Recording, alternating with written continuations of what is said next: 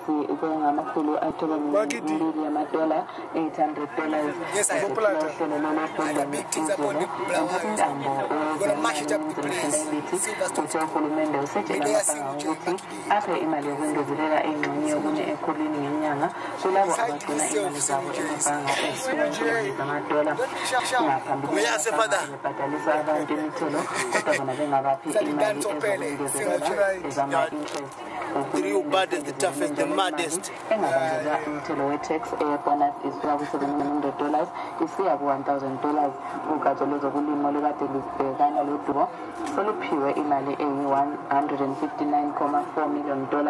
Umniningwane bithi uthe uhulumende wehlise ezinye imali ebezikhangelelwe ngenxa yokuncipha kwemali ezingenayo esikhwameni sikahulumende. Uthe uhulumende uzakuphandela imali yokuqhutshwa kwezivotela kanye lokhetho oluzaqhutshwa ngonyaka ozayo. As we bring you the very best of reality TV in Zimbabwe. Saturdays at 7 p.m. Starbright, it's your time to shine.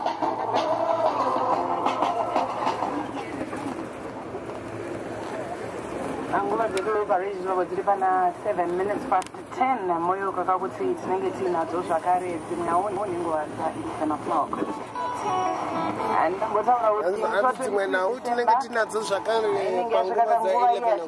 I put it with him, don't shit, but no longer than a nation could batana. I see Ringo is very good. Pembera Kubatana, Chipana, Kuitwa, Ngova Zirizose. Like 10,000 spoons, all you need is a dime.